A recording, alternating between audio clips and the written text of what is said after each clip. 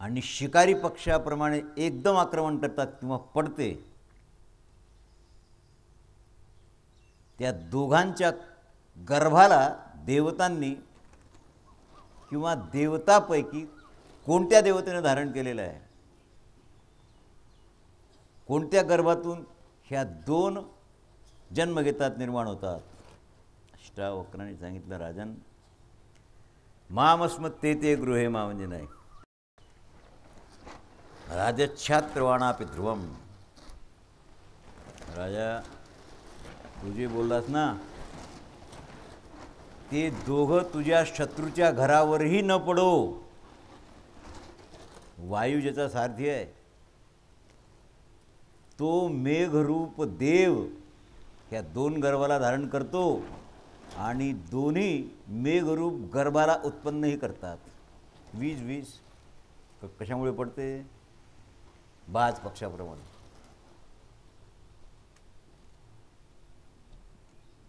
किस्मिन सुमंतन विषाती स्विजातम न चोपती.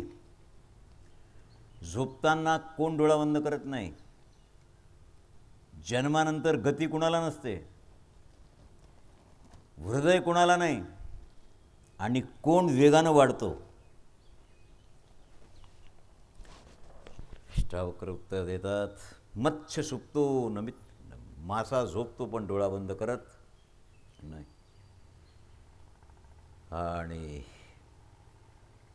पोटातून निघालेला अंडा त्याच्या जीव आहे पण हालचाल करत नाही, चेष्टा नाही. दगडाला हृदय नाही आणि निर्जीव असली तरी नदी वेगानं वाहते. राजोवाच न त्वाम मन्ये मानुषदेव सत्वम न त्वाम बलते तीव्र संभूत हो. राजाने सांगितलं, महाराज, तुमची शक्ती तर देवतापेक्षा मोठी आहे. काय विचार आहे? सांगितलं, विचार कोणताच नाही हो, तुमचं संपलं काय, बंदीला बोलवा. ब्राह्मणाला पाठवलं, बंदीला बोलावलं.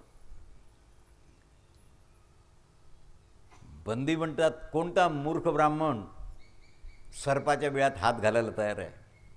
कोणाला जीव नकोसा झालेला आहे, कोणाला नदीत बुडण्याची इच्छा आहे, व्याघ्राच्या गुहेत कोण शिरू इच्छितो? अष्टावक्रांनी परोक्ष रूपाने उत्तरं दिली आहेत. तुमच्या लक्षात आलं काय? मी तुम्हाला 20 सांगितली ती 2 जन्म कसे आहेत. ज्याला आपण पॉझिटिव्ह म्हणतो, पॉझिटिव्ह म्हणजे अनुलोम आणि निगेटिव्ह म्हणजे प्रतिलोम. पॉझिटिव्ह निगेटिव्ह हे त्याच्यावरून हे सुरू नाही आहे. अनुलोम आणि प्रतिलोम आणि स्वभावात संयुक्त आहेत ते. ती म्हणतो वर लाईन गेली, डिस्कनेक्ट झाली, का होते आता सांगायचं कारण नाही राहिलं. म्हणून विद्युत जी आहे तिचं जे दर्शन आपल्याला होते ते निगेटिव्ह पॉझिटिव्ह संलग्नामुळे होते. खूप वर बर्फरूपात जल आहे पण येत नाही. त्या पाण्याच्या थेंबाला कोणतं तरी वाहन लागते. ते वाहन ज्यावेळेला वायूमुळे निर्माण होते, पाण्याचा थेंब त्याच्यावर बसून प्रवास करतो आणि पृथ्वीवर पाऊस पडतो.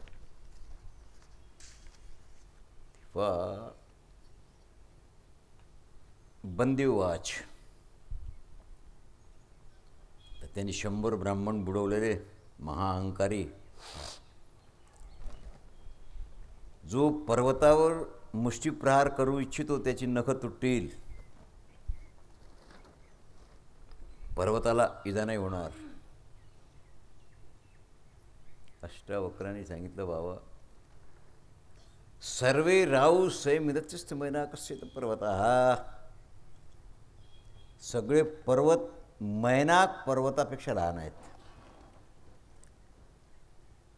आणि कोणतंही वासरू असो बैलापेक्षा लहान आहे की नाही मला सांग. त्याप्रमाणे भूमंडलात समस्त राजे मिथिलापती जनकापेक्षा लहान आहेत. इतर राज्यांची व्यापकता जास्त आहे, राज्य विशाल आहेत, पण जनकासारखी बुद्धी एकाही राजाची नाही, ते फार ठेंगणे आहेत. आणि राजन, अमोरासमोर यावं लागते त्याला. कोण कोणाला प्रश्न विचारील? अष्टावक्रानं बंदीला सांगितलं, मी विचारील त्याचं उत्तर तू दे, आणि तू विचारशील त्याचं उत्तर मी देतो. आता तुम्ही सावधान व्हा, ही प्रश्नोत्तर सांगतो मी तुम्हाला. आरंभ कसा आहे? बंदीवाच, एक एवाग्निर्बहुता संविदेते, एक सूर्य सर्विदम विभाती, एको वीरो. बंदीनं पहिला प्रश्न विचारला, अष्टावक्रा, एक अग्नी अनेक प्रकारानं प्रकाशित होते, एक सूर्य संपूर्ण जगाला प्रकाशित करतो, शत्रूंचा नाश करणारा वीर इंद्र एकच आहे, आणि पितरांचा स्वामी यम एकच आहे. आता हे अंकापासून चाललेलं आहे. हा एक पुढे 2, 3, 13पर्यंत जाईल, 13वर संपेल. म्हणजे एक काय काय आहे याचं वर्णन बंदीनं केलेलं आहे. तो म्हणतो एकच सूर्य आहे, एकच अग्नी आहे, एकच इंद्र आहे, आणि एकच यम आहे. अष्टावक्रांनी सांगितलं, द्वाविज्ञानी चरतौ व सखायौ, द्वौ देवर्षे नारद पर्वतौ, द्वाव अश्विनी द्वैरथस्यापि चक्रे, भार्यापती द्वौ विहितो विधात्रा. जी 2 मित्राप्रमाणे नेहमी बरोबर असतात ते इंद्र आणि अग्नी आहेत. प्रसिद्ध आहे, अग्निदेवता इंद्राचे मित्र आहेत. परस्पर मित्रभाव ठेवून नेहमी राहणारे देवर्षी नारद आणि पर्वत ऋषी. अश्विनी कुमार 2च आहेत, आणि रथाची चाकं 2च असतात. घोडे किती असू दे, पती पत्नी एक दुसऱ्याची जीवनसंगी 2च आहेत. पुत्र जीवनसंगी नाही आहे. बायको घरात आली की झाला वेगळं. जीवनसंगी फक्त पती पत्नी आहेत. बंदीवाच, त्रिसूयते कर्मणावे प्रयत्न युक्तो प्राम वाजपेयी म्हणते अर्धस नाही. बंदीने म्हटलं, आता 3वर आलो आपण. संपूर्ण प्रजा कर्मवश देवता, मनुष्य आणि तिर्यक योनी म्हणजे पशुपक्षी या 3 प्रकारचा जन्मधारण करते. वेदात ऋग्वेद, यजुर्वेद आणि सामवेद हे 3च वेद ज्ञानाला प्रकट करतात. परस्पर संयुक्त आहे ते. अथर्ववेदाचा होता, पण तो संयुक्त नाही. त्यात जारण, मारण, उच्चाटन. आणि अध्वर्य लोक 3 प्रकारे तुला सांगतो. प्रातःसवन, माध्यान्ह वसन आणि सायं सवन. लागला का बल्ब कुठे शांताराम? नाही लागलं, सांगतो मी. हा प्रातःसवन, माध्यान्ह सवन आणि सायं सवन. 3 सवन म्हणजे यज्ञ. नीलकंठी आणा, नीलकंठी मिळणार नाहीच. पण त्यातही जी टीका दिलेली आहे ती संस्कृतच आहे, प्राकृत ट्रान्सलेशन नाही. यास्काचार्य जर जन्माला आले नसते, सायणाचार्य जन्माला आले नसते, आणि आता हे 3 व्यक्ती आहेत, नीलकंठी निर्माण झाली नसती तर वेदाची रुची कोणालाच कळली नसती. व्याकरण लागत नाही, भाषा कळत नाही, वेद आहे. तेव्हा हे जे यज्ञ आहेत, बस 3 प्रकार. सकाळ कोणता, दुपारी कोणता आणि सायंकाळी कोणता. स्वर्ग, मृत्यू आणि नरक हे 3च लोक आहेत. सूर्य, चंद्र आणि अग्नी 3च ज्योती आहेत. आता 4. अष्टावक्रोवाच चतुष्टयं ब्राह्मणानां निकेतः, 4 वर्णयज्ञविधां वन्नति दिशश्चातुर्चतुर्वर्ण्यंच चतुष्पादा गौरविष्वदुकाः. अष्टावक्रा ब्राह्मणाच्या करता 4 आश्रम आहेत. आता तुम्ही ब्रह्मचर्य, गृहस्थ, वानप्रस्थ, संन्यस्त, आणि 4च वर्ण आहेत, ब्राह्मण, क्षत्रिय, वैश्य आणि शूद्र. यज्ञाचा भार वहन करणाऱ्या दिशाचारत आहेत. तुम्ही चतुष्कोण करता की नाही, कुंड करता की नाही, पूर्व पश्चिम दक्षिण उत्तर. आता नैऋत्य ईशान्य वायव्य अग्नी या दिशा नाहीत, उपदिशा आहेत, दिशाचारत आहेत. आणि वाणी 4 चरणानं युक्त आहे.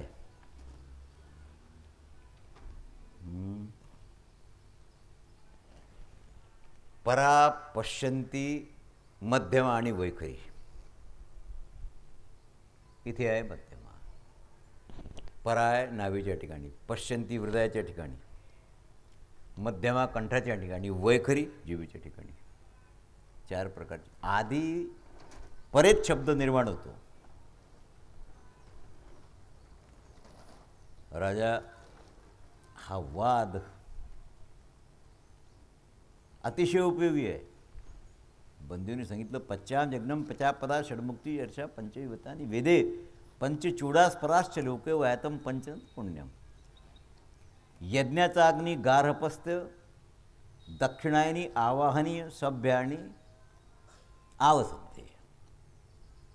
अशा भेदानं 5 प्रकारचा अग्नी असतो यज्ञात. पंक्ती छंद 5 पदानं युक्त असतो. यज्ञ ही 5 आहेत आपल्या प्रत्येकाकरता. देवयज्ञ, पितृयज्ञ, ऋषीयज्ञ, भूतयज्ञ आणि मनुष्ययज्ञ आहेत. आता करत नाही तुम्ही, तुम्हाला त्याचा पत्ता नाही, त्याचा उपयोग काय. मुंग्याकरताही भोजन टाकावं लागते, पशुपक्ष्याकरताही टाकावं लागते, भूतयज्ञ आहे. अष्टावक्रांनी सांगितलं षडाधाने दक्षिणा मावरे षडवैवी तृत्व कालचक्रम शपीतायंतु षट वृत्तिकाश्च षट साध्यका सर्वदेशता. बंदे, काही विद्वानांचं मत आहे की अग्नीच्या स्थापनेकरता दक्षिण दिशेस 6 गव द्यावी लागते. कसं शांताराम? 2,000-2,000 रुपये दक्षिणा घेता तुम्ही यज्ञाच्या? 1,000-2,000 तर वास्तूच्याच घेता. मूर्ती प्रतिष्ठा करता, यज्ञकुंड बनवता, दिशा बरोबर बनवता, रांगोळी चांगली घालता. हे बोला, स्थापनेच्या वेळेला दक्षिण दिशेत 6 गव द्यावी लागतात. ऋतू 6च आहेत. कालचक्राची सिद्धी होईल. मनासहित ज्ञानेंद्रिय 5च आहेत. कर्मेंद्रिय सोडून द्यायचे, मन 6 धरायचं. आणि नक्षत्र किती आहेत? 27 की नाही? वास्तविक जे नक्षत्र आहेत त्यात कृत्तिकेसहित 6च नक्षत्र आहेत. कृत्तिका आकाशात दिसते, पट्टे आकाशाचे असे आहेत 12 आणि असे आहेत 27. राशी आहेत की नाही, मेष वृषभ असे पट्टे आहेत. नक्षत्र अशा पट्ट्यात आहेत. कृत्तिकेसहित 6 नक्षत्र एका ठिकाणी आहेत. बंधूंनी सांगितलं सप्तग्रामापशा सप्तवन्या सप्तछंदाशी प्रेमित वंदिती. ही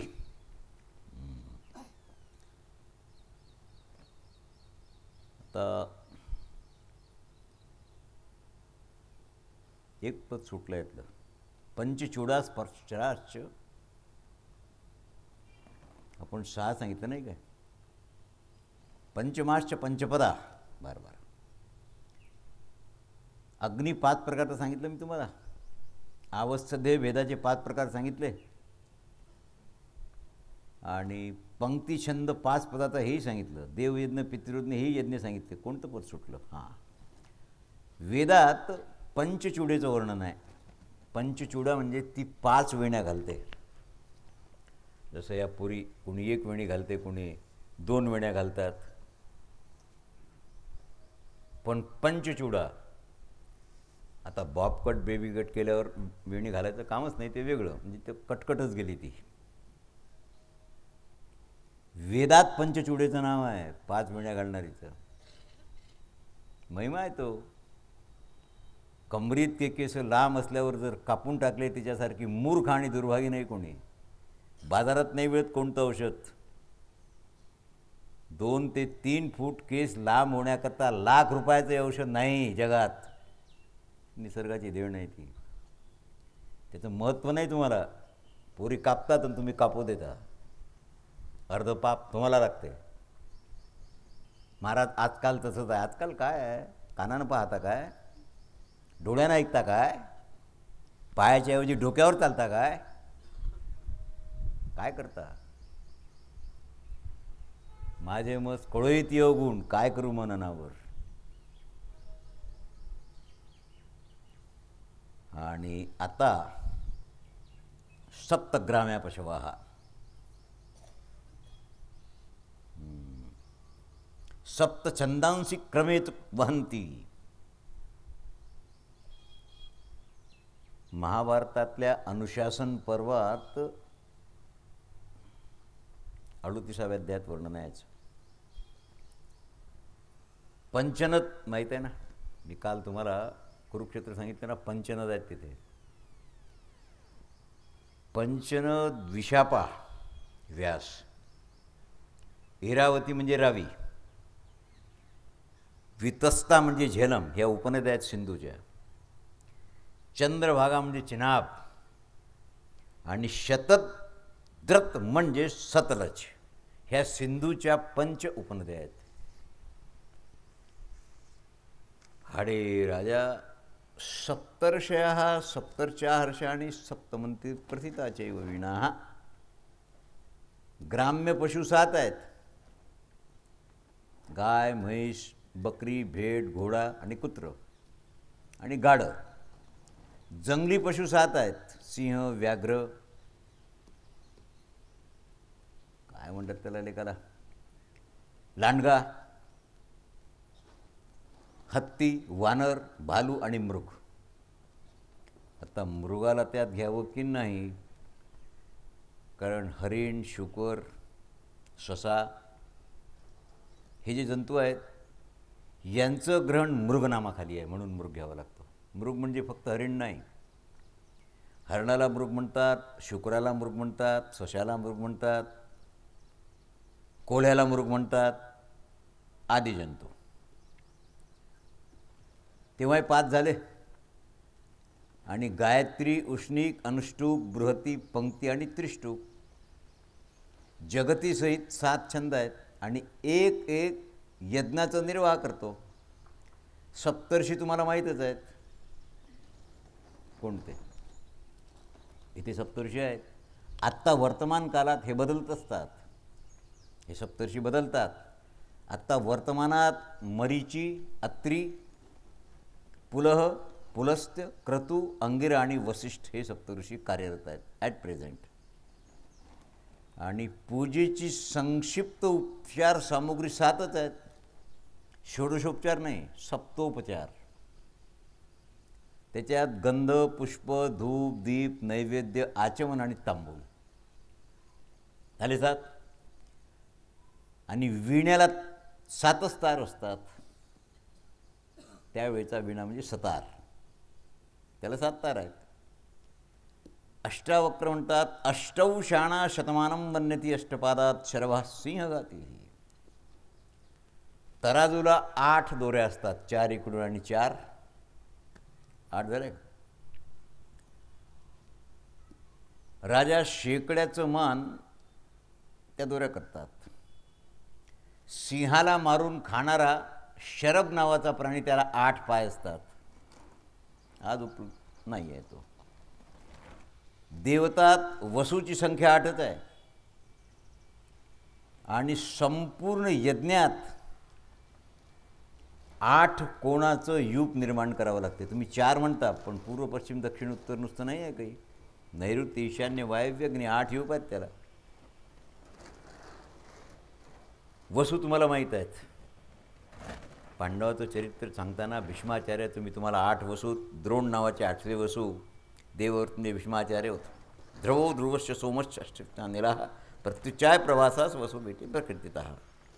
महाभारताच्याच आदिपर्वाचा श्लोक आहे, कटकटीचं कामच नाही. त्यात धर, ध्रुव, सोम, अनिल, अनल वगैरे वगैरे वगैरे. बंदीवाच नवै वोक्ता समिध्येन पितॄणां तथा प्राहुर्नयोग सर्व नवाक्षरा बृहती छंदायान नवयोगो वनामेत शश्वंत. फार चांगलं आहे. बंदी म्हणतो पितृयज्ञात समिधा देऊन अग्नीला उद्युक्त करण्याकरता जे मंत्र म्हणावे लागतात त्याची संख्या रोजच्या 9 आहे. कोणाला बोलावे तुम्हाला काय, तुम्ही ब्राह्मण नाही, तुम्हाला याचं ज्ञान नाही. जे ब्राह्मण आहेत तेही नावाचे ब्राह्मण आहेत. नाही, माझं तर चॅलेंज असते, बोला कोणते 9 मंत्र आहेत.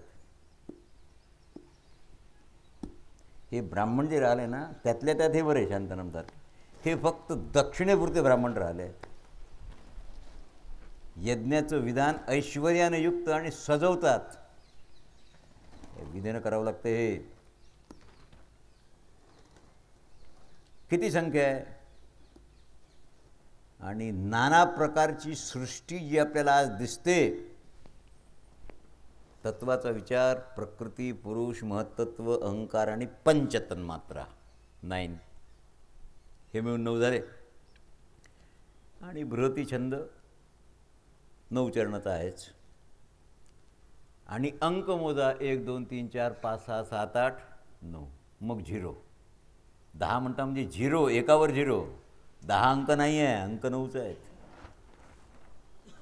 9चा पाडा वाचत जा, टोटल 9 येईल. म्हणून 9वर शेवट केला आहे. वाचा. 9 1 9, 9 2 18, 8 1 9 3 27, 7 2 9 4 36, 6 3, याप्रमाणे लक्षापर्यंत जाल तरी संख्या 9. म्हणून पुढची संख्या निर्माण केली गेली नाही. अष्टावक्र म्हणतो दिशो दशोक्ता पुरुषस्य लोके सहस्रांशपणम शतानी सदैव मासात पिप्रती गर्भत्यो दशेकार दशार. हा माणसाकरता संसारात 10 दिशा आहेत आणि 10 100 मिळून 1 सहस्र होतो. गर्भवती स्त्रिया 10 महिनेपर्यंत गर्भधारण करतात. अच्छा पंचायत. दशयुवासानी दशैरका दश दशा दशार. निंदक 10 प्रकारचे असतात. शरीराच्या अवस्था 10 आहेत आणि पूजनीय पुरुषही 10 आहेत. आत्ता बोला, निंदक 10 कोणते? शरीराच्या अवस्था 10, त्यातल्या निम्म्या शिम्मे तुम्हाला माहीत आहेत. आणि पूजनीय 10 पुरुष कोणते? बाकीचे काय फेकून द्यायचे आहेत काय? पंचायत झाली. डोकं खाजवलं तरी कसं होईल? बरं, तुमची निंदा जी करतात ना ते 10 प्रकारचे लोक असतात. त्यात रोगी, दरिद्री, शोकार्त, राजदंडित, शठ, खल, वृत्ती ज्याची वंचित झाली म्हणजे नोकरी वगैरे व्यवसाय बुडाला ते, उन्मत्त, ईर्ष्यापरायण आणि कामी. पुन्हा सांगतो, रोगी, दरिद्री, शोकार्त, राजदंडित, राजाने ज्याला दंड दिलेला आहे तो, शठ, अहंकारी माणूस, खल म्हणजे दुसऱ्याला दुःख आणि त्रास देण्यातच ज्याला आनंद होतो त्याला खलपुरुष म्हणतात. वृत्ती ज्याची वंचित झाली, नोकरी गेलेली आहे, धन बुडालं, पूर गेला. उन्मत्त, उन्मत्ताला काही कळत नसते. उन्मत्त माणूस कुठेही जाईल, काय मदिरापान करील, काय करेल. आणि ईर्ष्यापरायण, हा माझ्या पुढे जाऊ नये असं ज्याला वाटते तो मत्सरी माणूस, ईर्ष्यापरायण. आणि कामी, समजा अमुक स्त्री तुम्हाला आवडली, ती तुम्हाला वश नाही दुसऱ्याला वश झाली, तो त्याची निंदा करेल. कामी पुरुष निंदा करतो. हे 10 निंदक आहेत. आयमी दुर्मतः शोकी दंडिस्तस्य षठा कलहा निवृत्तिर्मर्मवेतीची शिकाम्या दशनिंदका. हा श्लोक नीतिशास्त्रातला आहे, धर्मशास्त्राचा नाही. आत्ता शरीराच्या अवस्था, पहिली अवस्था गर्भवास, दुसरा जन्म, तिसरा बाल्यकाल, चौथं कौमार्य अवस्था, 5वी पौगंड ज्याला तुम्ही टीनएज म्हणता, आणि मग किशोर, मिसूर फुटायला लागली की, मग यौवन, मग प्रौढावस्था, अर्धी अवस्था, मग वार्धक्य आणि शेवटी मृत्यू झाले ना. आता कोण कोणत्या स्टेजवर आहे दॅट इज युअर लुकआउट. तुम्ही पाहून घ्या सध्या तुम्ही कुठे आहात. गर्भावस्थेत नाही, जन्म अवस्थेत नाही, बाल्यावस्थेत नाही, कौमारावस्थेत नाही, पौगंडावस्थेत नाही, किशोरावस्थेत नाही, त्याच्या पुढचं मग आता यौवनात. प्रौढ माणसाला शोभेल असं वागा. प्रौढ म्हणजे ओव्हर 49 प्रौढ. आणि वार्धक्य हे आमच्यासारखे खतं गंगेत बुडून टाकायला पाहिजे होते पण आले, परत आणले. आणि मृत्यू. आता कोणते राहरेन ध्यान दशकाशस दशादशार. हा पूजनीय पुरुष दायत.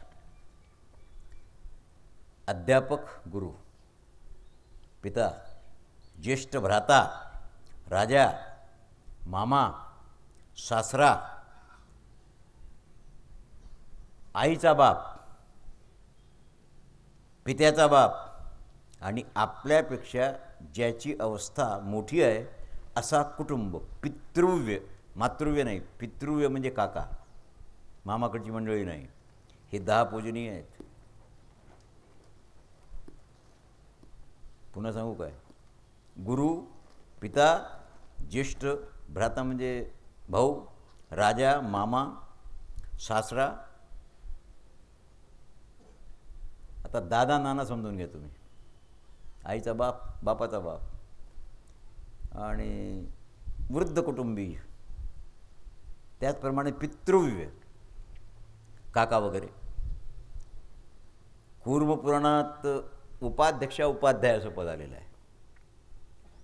कारण त्यांचं म्हणणं असं आहे की जो शिक्षा देतो तो गुरुच असतो, शिकवतो तोही गुरुच असतो. पिता श्रेष्ठवाता चैव महीपतीही, राजा घातलेला आहे त्याच्यात. महीचं पालन करतो तो राजा. मातुला श्वशुरचे, बाकी सगळं ठीक आहे. आणि बंदीनं सांगितलं, बंदी म्हणतो एकादशी कदशिना पशूनाम मेकादशी वाच भवंती उपा एकादशी प्राणतान. प्राणधारी पशु जीवाकरता 11 विषय आहेत. जीवधाऱ्याकरता 11 विषय, फक्त माणसाकरता 11 विषय असा त्याचा अर्थ घ्यायचा नाही. माणसाकरता घ्याल तर वाक्य बोलणं, शब्दग्रहण करणं, चालणे फिरणे, मलत्याग करणे, लघुशंका दीर्घशंका दोन्ही आली त्याच्यात.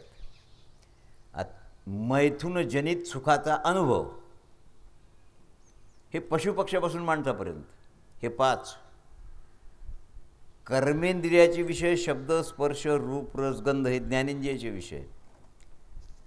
आणि मनन हा मनाचा विषय. हे 11 विषय आहेत. त्यात राजा प्रकाशित करणारी इंद्रिय 11 आहेत बरं.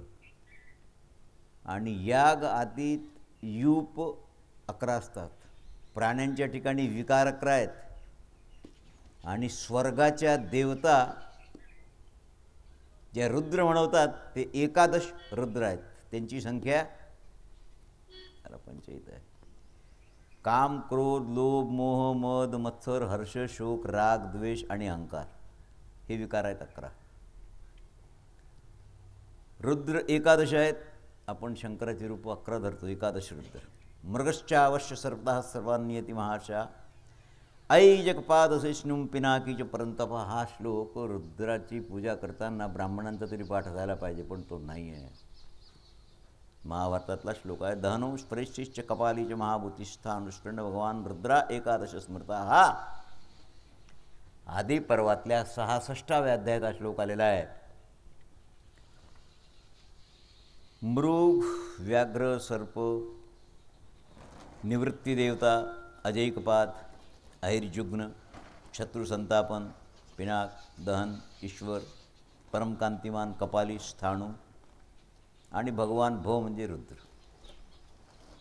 आदित्य 12 आहेत. दशांत, कारण वर्ष किती महिन्याचं मांडता तुम्ही? जगती छंदाला पाद आहेत 4. कसे आहेत ते? अष्टावक्रवाच. आता 12 महिन्याची पाळी अष्टावक्राची आहे. 13वर बंदी पुन्हा जाईल. संवत्सरं द्वादशमासं जर्गत्या पादो द्वादशाक्षराणि द्वादश प्रकृती यज्ञोक्त द्वादश. एका संवत्सरात 12 महिने असतात. अधिक सोडून द्या. अधिक समजा आता ज्येष्ठ आहे, ज्येष्ठच अधिक राहील म्हणजे महिने 12च. आणि जगती नावाचा जो छंद आहे 12 अक्षराचा आहे. हे तुम्हाला छंद वगैरे वृत्त कळते की नाही? वृत्त तर काय तुमच्या शाळेत शिकवतात की नाही? जाणा वसंत तिलका वयतेचे वृत्त, येती जिथे सवलगा जद हेच वृत्त आहे. हे वृत्त आहेत की नाही? रामदास स्वामी बहुतेक एकच वृत्त वापरलेलं आहे. म्हणजे ज त न म ह्याला लघु गुरु अक्षर कोणतं आहे हे वृत्त. पूर्वी अमुक वृत्तात कविता कर म्हणजे करावी लागेल. आहे वृत्त विशाल त्यास म्हणती शार्दूल विक्रीडित, मासा सद पाद येती गण. हे शार्दूल विक्रीडात किती गण आहेत, किती पाद आहेत? विशाल वृत्त आहे. मासा सतता ग येती गण. हे मा आद्य गुरु की लघुगुरु की मध्यगुरु असं नाही चालत. येती गण हे पादास की जोडीत. ही वृत्ती व्यवस्था आहे. मी का सांगितलं तुम्हाला? यात जगती छंद जो आहे ना तो 12 अक्षराचा आहे. प्राकृत यज्ञ 12 दिवस करावा लागतो.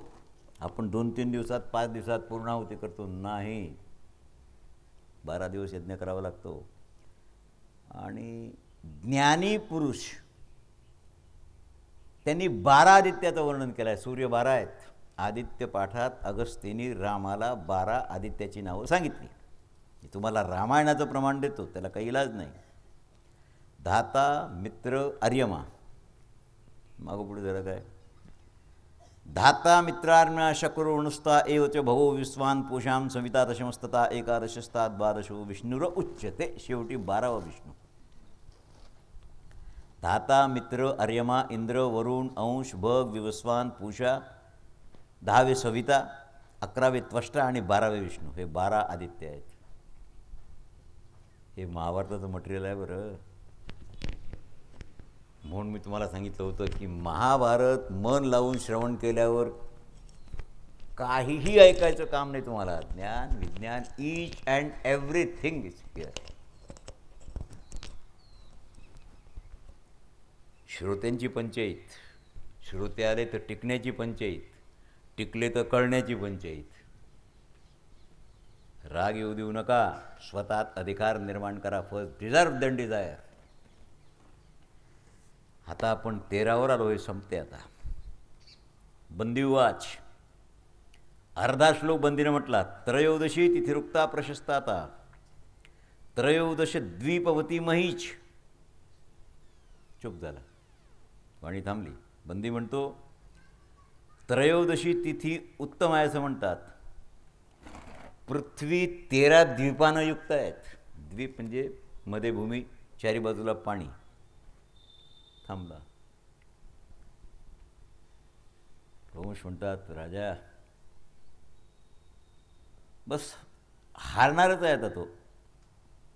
श्लोक पूर्ण व्हायला पाहिजे ना 4 पादाचा. 2 पाद झाले, अर्धा झाला ना. अष्टावक्रांनी सांगितलं बडो आगे.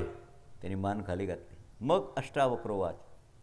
त्रयोदशानुसार केशी त्रयोदशान्याति वांछति चाहुः. केशी नावाच्या दैत्याबरोबर गोकुळात भगवंताचं 13 दिवस युद्ध झालं. हे तर भागवतातही नाही आहे. युद्ध झालं आहे ठीक, केशीचा वध झाला. 13 दिवस युद्ध झालं आहे कुठे आहे? हा भारताचा समन्वय आहे. आणि वेदात जो अतिशब्द विशिष्ट छंद म्हणतात त्याला, अतिशब्द इन ब्रॅकेट विशिष्ट छंद, त्याचं एक एक पद 13 अक्षरानं युक्त आहे. अर्थात अतिजगती छंदाचं एक पाद 13 अक्षराचं आहे. आणि अतिशक्करी म्हणजे एक पाद 15चा. एक पाद अत्तिष्ठा पंचदश 15चा आणि अधिधृती एक पाद 19 अक्षराचा विशिष्ट छंद आहे हा. ह्याचा नमुना गीतेत मी सांगेल तुम्हाला. अनुष्टुप छंद सगळे नाही आहेत, एक पादाचं अंतर आहे. पण हे वृत्त 13 अक्षर, 15 अक्षर, 19 अक्षर, 17 अक्षर असं आहे. ततो हो बंदी खाली मान घालून बसले. अष्टावक्रवाच महाराज बंदी हरलेला आहे. यांनी आधीच्या 100 विद्वानांना बुडवलेला आहे, पराजित केलेला आहे. आणि तुमच्या मते तीच गती याची व्हायला नको काय? सांगितलं मग आता मी याला पाण्यात बुडवतो. माझ्या बापाला कहोडाला यांनी बुडवलं, 99 इतर ब्राह्मण बुडवले. आता काय बोलेल तो? तरी बंदी उवाच.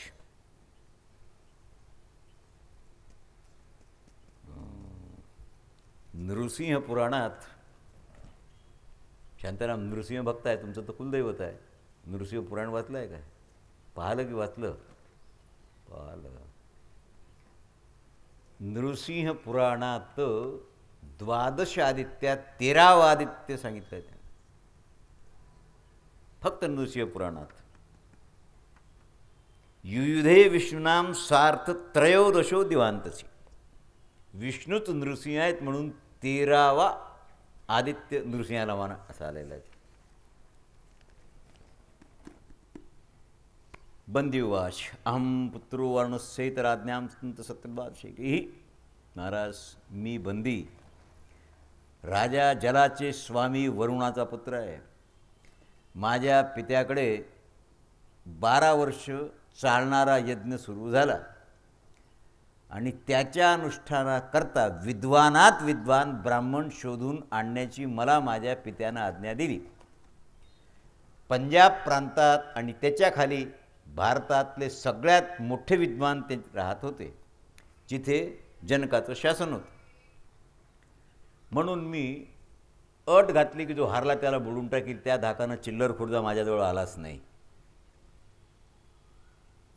ज्यांना विश्वास होता की आपण जिंकू ते चालेल, ते हारले. ते 100 अतिविद्वान मी पाण्यात बुडवले नाहीत, जलद्वारा वरून लोकाला पाठवले.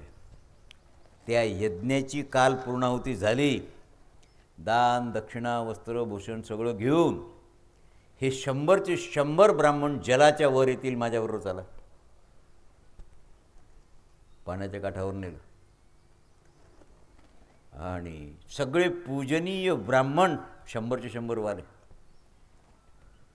कवडाची भेट झाली. कवड म्हणतात मी तुला शाप दिला, मला पश्चाताप आहे. एवढी विद्वत्ता, मला बोलून टाकलं पण तू या बंदीला जिंकलं. अरे वादविवाद म्हणजे चेष्टा आहे काय?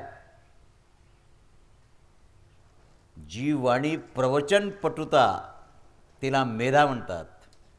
बुद्धीच्या बलानं युक्त वाणी तिला मेधा म्हणतात. बुद्धी पण कोणती बुद्धी? मेधा बुद्धी. ज्या वाणीत प्रवचनपटुता वाक्पटुता आहे आणि ज्याच्याजवळ राजा बुद्धीचं बल आहे, 1000 तलवारी घेऊन आलेला माणूस बुद्धिबलाचा त्याला परत पाठवेल. कारण बलात 5 बल आहेत, त्यात बुद्धीचं बल सगळ्यात श्रेष्ठ आहे. धनाचं बल, कुटुंबाचं बल, सत्तेचं बल गौण आहे. ते विद्वानात विद्वान ब्राह्मणांनाही परास्त करणाराला तू परास्त केला आहेस. अग्नी स्वभावानं दहन करते, ज्ञेय विषयाला तात्काळ जाणण्याला समर्थ आहे. आणि या परीक्षेच्या वेळेला जे सत्यवादी, काय तुम्हाला सांगू, सत्य आणि हितकर वचन माणसाने बोलावं. जनको वा शृणोमि वाचं तद्दिव्यरूपता मानुषी.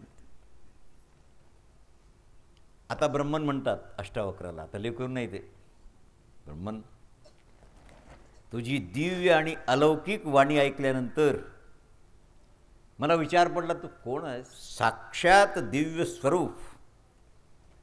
या शास्त्रात 12 वर्षाचा काल गेला, बंदीसमोर कोणी उभा नाही राहिला. वा, तुम्ही वरुणाचेच पुत्र आहात, आता काय सांगावं तुम्हाला. सभ्राता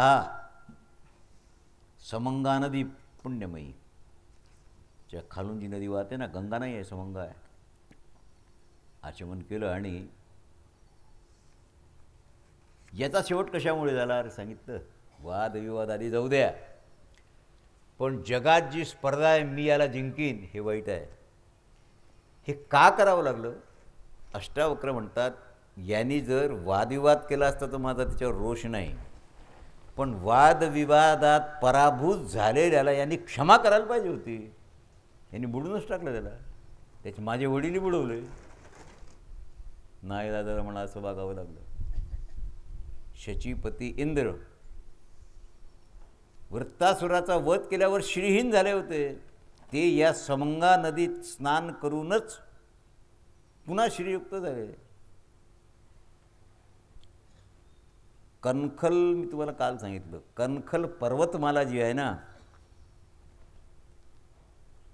त्याच्या दक्षिणेला ही संगम आहे. आता ह्यातल्या ज्या कथा आहेत ना, हे भारद्वाज पुत्र, यवक्रीत वगैरे ह्या कथा आहेत. आणि मला हे 2 ते 3 प्रवचनात संपवायचं आहे, म्हणून काही ज्या कथा आहेत काही मोठ्या विचित्र आणि विशिष्टही आहेत, पण नाईलाजानं आपल्याला काही करता येत नाही त्याच्याकरता. म्हणून थोडा पांडवांचा इतिहास मी तुम्हाला सांगतो. कुबेराजीत वनात पांडव असताना हे काय, द्रौपदी मूर्छित आहे. मूर्छित म्हणजे वर बर्फावर पहाडावर चढता चढता मिस्टरांनी सांगितलं सुरक्षित कसं करावं याला. ही कोमल स्त्री जमिनीवर झोपलेली आहे ते, आणि आपण पाहून आलो तिचे पती 4 तर हजारच होते. जलाचा स्पर्श, शीतल वायू काय असेल नसेल ते सांगितलं. आताही चालू शकत नाही. भीमाने घटोत्कचाचं चिंतन केलं. घटोत्कच आणि त्याचे काही मित्र आल्यानंतर घटोत्कचाने ब्राह्मणांना मित्राच्या पाठीवर बसवलं आणि स्वतःच्या पाठीवर द्रौपदी, नकुल, सहदेव आणि धर्मराज युधिष्ठिर यांना बसवून पर्वताच्या शिखरावर नेलं. सहाय्यता केलं. त्या ठिकाणी बद्रिकाश्रम आहे आणि बद्री वृक्ष आहेत आणि नर नारायण आणि गंगा. आपण बद्रीनारायणाला आलो. हे जे वर्णन आहे नारायणाचं वर्णन आहे. आणून सोडल्यावर त्यांनी सांगितलं मी जातो बाबा, तुम्हाला काम पडलं तर पुन्हा माझं चिंतन करा, मी केव्हाही सेवेला येईनच. सुरम्य आहे सगळं. म्लेच्छांनी वसवलेला काही भाग आहे. तर मला ते 2 वर्षाच्या पूर्वीची आठवण झाली. जैनांनी तिथे नारायणाच्या मंदिराच्या बाजूला मंदिर बांधण्याचा निर्णय घेतला. 1 कोटी रुपयाचं मंदिर बांध. आणि नारायणात जे संत आहेत, ऋषी आहेत, आजही आहेत, चांगले तर आहेतच, काही दोष असतो थोडं सोडून द्या. पिपलकोटीला हा प्रश्न स्वामीजींनी माझ्याजवळ काढला, कारण ते माझ्याबरोबर अमेरिकेला होते, दोघंही होते, ओमानंदही होते. नारायणाला हा प्रश्न निघाला. एका विशिष्ट व्यक्तीने त्याला सहमती दिली. सगळ्या साधुसंतांनी विरोध केला. नारायणात कोणत्याही संप्रदायाचं मंदिर होऊ शकत नाही. बौद्ध ना, जैन, कारण वेद विरुद्ध आहे, तर त्याला वेद मान्य नाहीत ना. ज्याला वेद मान्य नाही तो कितीही शुचिर्भूत असेल तरीही त्याला मान्यता मिळत नाही, कारण ते नास्तिकात आले. आस्तिक देवाला मानतो तो नाही, वेदाला मानतो तो आस्तिक. ही पंचायत आहे ना. विरोध झाला. पुढे सध्या तरी विरोधामुळे काही होऊ शकलं नाही. त्याच्यात त्या शेपट असणाऱ्या गायी आहेत, मोठ्या पुच्छ असतात, ज्याची ती चौरी वगैरे होते की नाही. आणि मुख्य म्हणजे गंगा. तिथे आल्यावर नारायणाचा आश्रम आहे, नर नारायणाचा आश्रम, आणि बद्रीवन आहे. बद्र म्हणजे बोराची झाडं, थोडं लांब आहेत व्यासाश्रमाजवळ. व्यासाश्रमाच्या बाजूला ध्रुवाश्रम आहे. पायी येणाऱ्याला लागतात, हे बसणं नाही. ध्रुवाश्रमावरही गंगा आहे. पण हरिद्वार ऋषिकेशला किती अवखळ आहे गंगा, भयानक अवखळ. हात नाही साकडा अंडरला गेला भाऊ. पण ध्रुवाश्रमावर सरोवराप्रमाणे गंगा शांत आहे. कारण ध्रुव तिथे तवाला बसले होते. खळखळ खळखळ गंगेचा शब्द असल्यावर तपात विक्षेप येईल, म्हणून गंगेनं त्याला सांगितलं, तू इथे आहे, तुझा आश्रम आहे ना, मी खळखळ करणारच नाही, माझा आवाजच येणार नाही. पंख्यातून किती शांत आहे पंखा. आणि घर घर घर घर असले तर माणसाला सुचेल काय. शांत. राजा त्या प्रदेशात दंशमशको देशे म्हणजे दंश करणारे डास मच्छर वगैरे बिलकुल नाहीत. वेली वाकलेल्या फळाच्या आहेत. स्वभावतः समतल भूमी आहे आणि हिमाच्छादित पर्वत शृंगी आहेत. पावन प्रदेश आहे. विशाल बुद्धी ज्याला आपण म्हणतो, त्याच्या आजूबाजूचा सगळा प्रदेश. पांडवांनी नरनाळाश्रमात प्रवेश केल्यानंतर एक दिवस जे घडलं त्याच्यामुळे थोडी आपत्ती पण निघाली. खूप ब्राह्मण होते त्यांच्याबरोबर. ईशान कोणातून, ईशान कोण कोणता आहे? पूर्व पश्चिम दक्षिण उत्तर, नैऋत्य ईशान म्हणजे उत्तर आणि पूर्वेचा कोण. तर पूर्वोत्तरे वायू, तिकडून वारं सुटलं आणि एक मोठं सुवर्णमय कमळ द्रौपदीसमोर येऊन पडलं. तिनं ते कमळ सुगंध घेतला त्याचा आणि धर्मराजाला भेट केलं. मग भीमाला सांगितलं, महाराज यदि ते हम प्रिया पार्थ, तुमचं जर माझ्यावर प्रेम असेल ना तर एक टोपलं भरून ही कमळं माझ्याजवळ आणून द्या तुम्ही, कारण मला याचा हार करून धर्मराजाला अर्पण करायचा आहे. जातो म्हणून. तर बायकोनं तुमचं माझ्यावर प्रेम असेल म्हटल्यावर मग करावंच लागते की नाही. तसं 500 रुपयाला घड्याळ मिळते, पण तुमचं माझ्यावर प्रेम असेल ते 12,000चं आणा. कर्ज पाणी काहीतरी करून काहीतरी होते की नाही. असं भीमाने गदा खांद्यावर टाकली, दिशेला निघाले. तर ते तर कुबेराची नगरी आहे, पुढे ती पंचायत आहे सगळी. तिथल्या शिळा आहेत निळ्या रंगाच्या आणि किन्नरांचा वास आहे. हे माणसंच आहेत, म्हणजे आदिवासी वस्तीत जे किन्नर आहेत गाण, ही विशेष जाती आहे.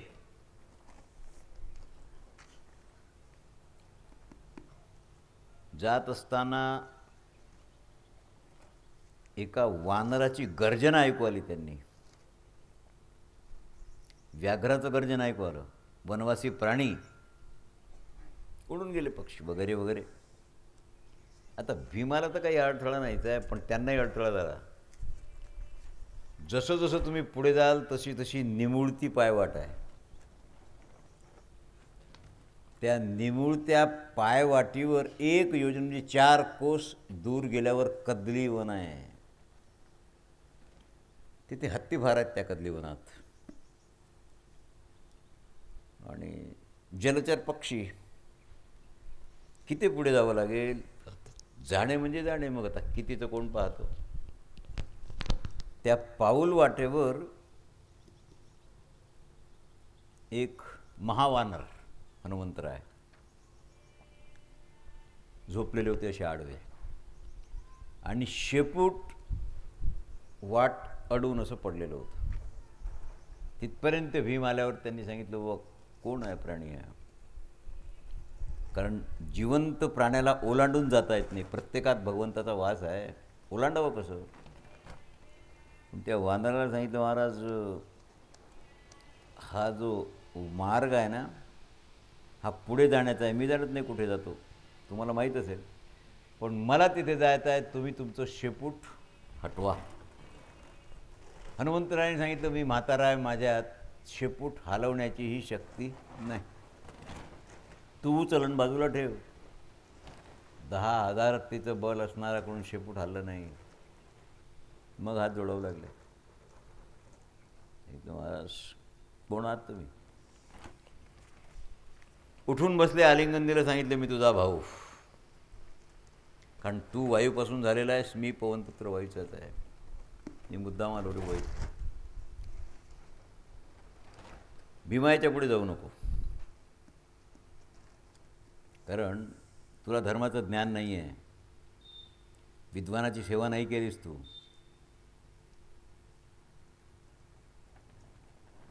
तुला कळायला पाहिजे ना, आपल्याला माहीत नाही त्या वाटेवर कसा चालतो. या वाटेवर सिद्ध पुरुष ज्यांना सिद्धी प्राप्त आहेत तो सोडून दुसरा माणूस जाऊ शकत नाही. गतीच नाही. हा देवलोकाचा मार्ग आहे, माणसाकरता वर्ज आहे. तू माणूस आहेस. शिवाने सांगितलं, महाराज मी चंद्रवंशी क्षत्रिय आहे. पांडव चंद्रवंशी क्षत्रिय आहेत बरं, कारण चंद्रापासून बुधाचा जो वंश चालला तो चंद्रवंश आहे. 9वा स्कंद तुम्ही भागवताचा पाहिला की तुम्हाला खुलासा होतो, काही विशेष सांगण्याचं कारण नाही. आणि माझं नाव भीम सांगितलं, मला तुझं नावही माहीत आहे, गावही माहीत आहे, जन्मही माहीत आहे, सगळंच माहीत आहे. मला कशाला विचारतो. निर्गुण परमात्मा तू देहम. जाऊ नको त्या वाटेला तू. सांगितलं, महाराज तुम्ही तर 100 योजन एकाच वेळीत गेले. मग गेलो म्हणजे मी 100 योजनं गेलो म्हणजे काही प्रतिष्ठा आहे की नाही. तुझा भाऊ आहे ना मोठा, मी तुला सांगतो या वाटेने जाऊ नको पुढे. तुला माहीत आहे का पुढे काय. प्रणाम केला महाराज. त्यांनी सांगितलं, महाराज मी थोडं वाकडं तिकडं बोललो, क्षमा मागतो तुमची. महत्त्व नाही जाणलं की माणूस बोलतो. पराक्रम शून्य वानरस्ताचा प्रश्नच नाही. हनुमानोवाच भीमा के सारणीम क्षेत्रीम वायनाजगत्या. पुढे धनपती कुबेराचं राज्य आहे. हे मी जे सोडून देतो हे रामचरित्र आहे. थोडक्यात सोडण्यासारखं नाही, पण देवसेवित पथ. 10-12 श्लोकात रामायण थोडक्यात. आदौ राम तपोवनादिगमनम हत्वा अम्बरगम कांचनम वैदेही हरणम जटायु मरणम सुग्रीव संभाषणम वाली निर्दलनम समुद्रतरणम लंकापुरी दानम पश्चात रावण कुंभकर्ण हननम एतद्हि रामायण. झालं.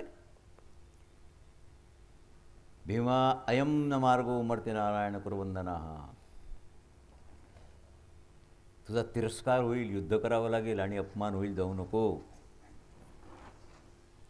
तू जिथे कमळा करता आलास ना ते सरोवर हे बाजूला आहे, तोडून घे कमळून परत जा. त्यांनी सांगितलं, महाराज कमळं तर मला मिळतील, पण तुम्ही म्हणता की कष्ट होईल, युद्ध करावं लागेल, म्हणून मला आता जावंसं वाटून राहिलं. पार रे वा. बरेच दिवस झाले युद्धाचा प्रसंग नाही, मारामारीचा नाही, कुस्ती नाही, आणि तुम्ही म्हणता की ते आहे पुढे, जाऊच द्या मला. अरे द्वापर आहे, सत्ययुग वेगळं, त्रेता वेगळं, द्वापराचा शेवट आहे हा. या कालात सगळ्या वस्तू जवळजवळ नष्टप्राय होतात आणि कली लागल्यावर तर बोलायचंच काम नाही. पृथ्वी नाही, नदी नाही, वृक्ष नाही, पर्वत नाही, सिद्ध नाही, देवता नाही, महर्षी नाही, संत नाही. सांगितलं महाराज नाही, संताचे वेश दिसतील, संत नाही दिसणार. पतिव्रतेचा वेश दिसेल, पतिव्रता दिसणार नाही, वगैरे वगैरे. हनुमंत वाच. पुरा समय उत्तम आहे.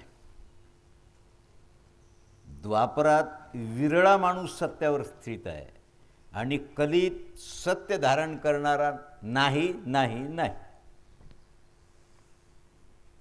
अपवाद तुकोबारासारखा एखादा.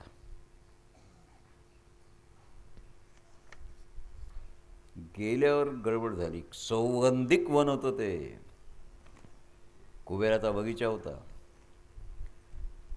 कुबेराचे सेवक राक्षस नाहीत, यक्ष म्हणतात त्यांना. ज्या यक्षाने जसं दृष्टिद्युम्नाला वगैरे शिखंडीला पुरुषत्व दिलं होतं की नाही, तो यक्ष. आता यांना काही घेणं देणं नव्हतं, फुलं तोडणं नव्हतं, पण ते तिथपर्यंत जाणं होतं. कमळं तर मिळाली होती की नाही, मग काय जायचं काम. युद्ध झालं, मारामारी झालं, भांडण झालं, सगळं झालं. तर थोडंसं प्रबोधन आहे. दंडनीती सांगितली मर्यादित. हनुमंतराय ते बुद्धिमतां वरिष्ठम हनुमंत झाले पण भीम गेल्याशिवाय आले नाहीत. जाण्याच्या पूर्वी एक श्लोक सांगितला, मला तुमचे कष्ट माहीत आहेत. धार्त्र राष्ट्राने हंतव्या शिलया नगरम वापी मर्दितव्यम मया यदी. काय इच्छा आहे तुझी? हस्तिनापुरात जाऊन क्षणभरात 10ही धृतराष्ट्राच्या पुत्रांना मारून टाकू काय? मला वेळ नाही लागणार. दगडाचा वर्षाव करून नगर नष्ट करून टाकू, दुर्योधनाला बांधून तुमच्या स्वाधीन करू, अथवा सगळ्यांना तुमच्या पायावर आणून टाकू? भीमाने सांगितलं, महाराज रावणाची लंका जाळणाराला आणि त्याची दाढीही जाळणाराला काय कठीण आहे? रावणाची दाढी जळी, ती फुंकर मारताना जळेल त्याची. मग आता पुढे महाभारत तयार नाही होणार ना. जसं तुम्ही तर केव्हाही रावणाला मारू शकले असते, लंका उडवू शकले असते, पण राम म्हणतात हे कार्य हनुमंतांनी केलं असतं तर हनुमंतायन निर्माण झालं असतं, रामायण नाही. तुम्ही हे कार्य करू शकाल, महाभारत नाही निर्माण होणार. ग्रंथ तुमच्या नावाचा होईल. आमची वृद्धी करायची असेल, आमचं यश व्हावं असं वाटत असेल तर आम्हाला फक्त आशीर्वाद द्या. तुमचा आशीर्वाद असल्यावर जे तुम्ही करणार आहात ते निश्चित रूपानं आमच्याकडून करून घ्या. तुम्ही सौगंधिक वनात अनेक रंगाची फुलं आहेत, दिव्य सुवर्णमय कमल काय असेल, त्या तलावाचं वैशिष्ट्य काय आहे सांगितलं, सूपतीर्थानाम न कर्दम. कर्दम म्हणजे चिखल नाही आहे त्याच्यात. माणूस चिखलानं भरणार नाही, खूप पाणी प्यालंय. पिवश्च बहुधा पांडवा, तहान लागलेली होती थोडी. भीम म्हणतात अहो आश्चर्यम, पाणी तर मी अनेक ठिकाणी नद्याचं सरोवराचं, पण ह्या पाण्याला जो स्वाद आहे, पाण्याला कुठे स्वाद असतो काय? यात सौगंधिक कमळं असल्यामुळे कमळाचा सुगंध पाण्याला लागलेला आहे. तुम्ही शरबत घेता की नाही, खस गुलाब वगैरे, पाणी आहे की नाही, पाण्यात सुगंध निर्माण करता ना, कमळामुळे झालं आहे. राक्षस यक्ष 1,00,000 होते, तर काही काम काय माणसाचा स्वभाव आहे जरा. भीमाने हरवलं त्यांना, ते सगळं ठीक आहे, पण वृकोदर, देवर्षी नारद, यक्ष आणि देवता, यक्षराज कुबेर एवढ्या लोकांची परवानगी घ्यावी लागते इथलं पाणी प्यायचं असेल तर. कुणाकुणाची? देवर्षेस तथा यक्षा. भीमा देवर्षी नारदांची आज्ञा, राखण करणाऱ्या यक्षाची, देवतांची आणि यक्षराज कुबेर यांच्या अनुमती वाचून इथलं पाणी पिता येत नाही, इथे विहार करता येत नाही. इथे गंधर्व आणि स्वर्गस्थ अप्सरा पाणी पितात आणि विहारी करतात, पण त्यांच्याजवळ सर्टिफिकेट असते कुबेराचं, प्रवेश नाही. तू परवानगी वाचून पाणी प्याला आणि कमळं तोडली आहेस तू. हे रमणीय सरोवर कुबेराच्या घरात थोडंच आहे की. सार्वजनिक वस्तूला कशाला परवानगी पाहिजे? आर्ग्युमेंट भीमाचा आहे, हे सरोवर कुबेराच्या महालात आहे काय? प्रतिबंधात्मक त्याची कशाला आज्ञा पाहिजे? पाणी प्यायला आज्ञा का? आणि सार्वजनिक वस्तू याचना करण्याचं काम काय? आपण नदीत जातो, कोणाची याचना, भाऊ पाणी पिऊ काय विचारतो काय? तुमच्या घरात आलं तर माठातलं फ्रीजलं पाणी आज्ञा, नदीचं काय? काय महाराज, भांडण म्हणजे भांडण, वाद म्हणजे वाद. शेवटी धर्मराज आले. पात पाहून गंधमादन पर्वतावर युधिष्ठिरादी त्यांना नारदांनी सांगितलं होतं की लढाई होऊन राहिली, दादा जा तुम्ही मिटवा. कारण मिटवण्याचं काम धर्मराजाकडे. धार्मिक माणसं मिटवतात, अधार्मिक वाढवतात. धर्मराज आल्यावर रणोन्मत्त पांडव आहेत. धर्मराजांनी सांगितलं, महाराज घटोत्कचाला पुन्हा बोलावं लागलं, की आम्ही आलो त्याच्या पाठीवर बसून, हे मिटवा. सांगितलं मी तर मिटवलेलंच आहे रे बाबा, मी तुम्हाला पांडवाला जाणतो, कृष्ण भक्त आहात तुम्ही. हा मदोन्मत्त आहे तुझा भाऊ, याला ते कुठे दिसलं की युद्धच करतो, कोणी भेटलं की शिव्याच देतो. काय आहे, माणसाचा स्वभाव असतो. आकाशवाणीनं आदेश झाला आणि मिटलं ते सगळं. सौगंधिक कमळं घेऊनच गेले बरं भीम. माणसाचा हट्ट असतो. वैशंपायनो वाच. धर्मराजांनी विचार केला तर आपण इथे नारायण आश्रमाला किती दिवस राहायचं. कारण दुर्गम वन, महाथंडी, अतिथंडी. कोण सल्ला देईल किती दिवस राहायचं. आपण कथेला जातो, हरिद्वारला येऊन कथा करण्याचा प्रसंग. थंडी धरत नाही माणूस. 3 दिवस नाही धरत, 7 दिवस कोण राहील. पण 7 दिवस कथा करणारे आहेत ना. आता तुम्ही 500 माणसं नाही राहू शकत, 100 तर राहू शकतात ना. तुम्ही कैलासाच्या प्रदक्षिणेला जाऊ म्हटलं तुम्हाला सर्टिफिकेट नाही. वैद्याच्या डॉक्टरच्या तपासणीत तुम्ही फेल होता. पण काही जे पास होतात ते जातातच की नाही, दरवर्षी जातातच, परिक्रमा करतातच, कैलासची यात्रा होतेच. पूर्वी तिथे जाताना गळ्यात एक मातीचं मडकं आणि त्याच्यात निखारे अग्नीचे ठेवावे लागत. कारण माणूस प्यायला, गुळण्या करायला पाण्याचा घोट तोंडात घेतला की बर्फ होत असते. 0च्या खाली खूप खाली टेम्परेचर असते रशियासारखं. आणि भाजलेले चणे म्हणजे फुटाण्याशिवाय दुसरा पदार्थ नाही. तुमच्याबरोबर सातू असलं तर तुम्ही जगले. भात तांदूळ कुछ नाही, फक्त सातूचं पीठ.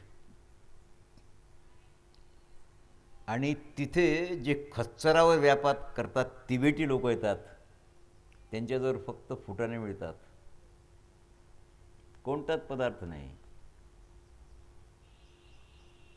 तटावर निवास आहे. विचार करत होते. आकाशवाणी झाली. अनेनेव राजन प्रत्यग्दंती यथागतम. तुम्ही हे नरनारायणाचं स्थान सोडा आता. विशाला बद्री तुम्हाला उतरताना लागेल नारायणाच्या खाली. तिथे तुम्ही मुक्काम करा. कारण त्या ठिकाणी वृषपर्व्याचा जीर्ण शीर्ण झालेला आश्रम आहे. वृषपर्वा दैत्य होते पण राजर्षी होते. तुम्ही तिथे थांबा आणि तिथे तुम्ही थांबल्यानंतर तुमची अर्जुनाची भेट होईल. थोडंसं पुढे गेले अरिष्टनेमीच्या आश्रमापर्यंत. अरिष्टनेमीचा जो आश्रम आहे ना तो बर्फमय चारी बाजूला सगळा आहे. जटासूरवध एवढ्या करता आहे की जटासूर नावाच्या दैत्याने द्रौपदीवर आक्रमण केलं, मारून टाकलं भीमाने त्याला. घटोत्कच भीमपुत्र आहेत. का ही सगळं नेणं आणणं त्यांनीच केलं आहे. वाट पाहत होते अर्जुनाची. अर्जुन कधी येईल, कधी येईल. यक्षयुद्ध पर्वत आहे. वृषपर्व्याच्या आश्रमाजवळ आरिष्ट शेषण आश्रम आहे. ते 2 आश्रम एक याच्यातला आपल्याला दिसतो. वृषपर्व्याचा नाही दिसत. कारण ही मंडळी गेली ते वेगळं. कैलास, मैनाक पर्वत, गंधमार्दन ह्याची जी शिखरं आहेत, गंधमार्दन श्वेत पीतम शिलोन्यासा, त्याच्यावर 17 दिवस, 17वा दिवस चालायला लागले. खाली यायला, बरं चढायला नाही, खाली यायला 17 दिवस. 17व्या दिवशी वृषपर्व्याच्या आश्रमावर येऊन पोहोचले. आश्रम नावाचा आहे, राहण्याचं काही स्थान नाही, तिथे सगळं बर्फच होता. आणि राजा वृषपर्वा समाधीत मग्न आहेत. त्या समाधिस्थ वृषपर्व्याला देहावर आणून ब्राह्मण त्यांचे स्वाधीन केले. सांगितलं महाराज हे ब्राह्मण तुम्ही सांभाळा, ह्यांना काही व्हायला नको, आम्ही जातो. आणि मग चतुर्थे दिने नानातून वसंतू शैलांशी परतम विशितू श्वेतम. वसंत ऋतू लागलेला आहे. हिमालयातलं बर्फ हळूहळू कमी व्हायला लागलं. नारायणाचे पट कधी उघडतात? वसंताच्या आधीच. तोपर्यंत राहतातच. आता उघड्या आहेत दिवाळीपर्यंत. धौम्य पुरोहित, द्रौपदी, पांडव, डोमशाली तीर्थयात्रेतच आहे. गंधमादन पर्वत जेव्हा दिसलं तेव्हा तिथे किम पुरुषाचा निवास आहे. हे माणसासारखे राहतात किम पुरुष. पण वानर आणि माणूस याच्या मधली योनी आहे किमपुरुषाची. त्या ठिकाणी या किमपुरुषाचा वाद आहे. सिद्ध आहेत, चारण आहेत. त्रास नाही देत कोणाला, ते करतील तर सेवाच करतात. सगळं ते काय ते शेफालिकाकशौधैही. शेफालिक म्हणजे सिंधुवार शब्दाचा अर्थ नीलकंठीत. सिंधुवार निर्गुंडीचा पर्याय माना तुम्ही. निर्गुंडीचं फळ असते की नाही कधी कधी शंकराला वाहतो. मी तुम्हाला का सांगतो, तिथे जेव्हा तुम्ही आपण जातो की नाही त्यावेळेला हा कोणता पर्वत आहे, स्थान कोणतं हे कळावं याच्याकरता थोडी घाई नाही पाहिजे, त्याला 7-8 दिवस लागतात. आणि त्या ठिकाणी धातुंते वृषपर्वणा हा शैलंते शैलंच पार किम पुरुषी सह कांतिमान धातू पार्थ वगैरे हे वृषपर्व्याच्या ठिकाणी त्यांची प्रेयसी अप्सरा होती एक. किमपुरुषाबरोबर गंधर्व दर्शन हे सगळं झालं त्यांना. आणि मग त्याच्यानंतर राजर्षी आर्ष्टिसेनाचा आश्रम लागला. आपण जाऊ शकतो इथपर्यंत. आपण म्हणजे आपण माणसं गॅरंटीनं जाऊ शकतो, फक्त त्याला गाईड आणि थोडासा शॉर्टकटचा मार्ग. आर्ष्टिशेषण मुनीनं दिव्य दृष्टीनं पांडवांना ओळखलं. तुम्ही कोणात विचारावं नाही लागलं, सांगितलं बसा. गुरुजन वृद्ध विद्वान समाधान करावं लागेल. लहान जरी असतील तरी त्यांची सोय करावी लागेल. तुम्ही माझ्यापेक्षा धाकट्यात, माझ्याकडे आलात ना, माझं कर्तव्य आहे तुमची व्यवस्था करणे. एक तपस्वी होते गंधमादनावर, देखावा अतिउत्कृष्ट. तिथे यात्रेकरू आला, एक चांगला माणूस आला, पण यात्रेकरू 10-20 लोक होते. त्या एकाने सांगितलं, महाराज या शिखरावरून ही पर्वत श्रेणी आणि सृष्टी गंगा कशी दिसत असेल, काय करू, मला पंख असते ते मी वर गेलो असतो, कुण्या महात्म्याला सिद्धी असेल तर मला वर नेऊन दाखवावं. तपस्वी बसले होते, सांगितलं इकडे. त्यांनी एक लोशन दिलं त्याला तळपायाला लावायला. डोळा बंद कर, शिखरावर जाशील. त्यांनी डोळा बंद केला. पायाचा लेप निघू नको देऊ. तिथे बर्फ सगळा. वरून अर्धा तास ते दृश्य पाहिलं आणि इच्छा केली आता खाली जाऊ. खालची मंडळी दिसत होती त्याला एवढी एवढी. पायाचा लेप बर्फाच्या पाण्याने निघून गेला. कसं करावं. एक अप्सरा फिरायला आली होती तिथे. हा लेखच आला होता एका मासिकात.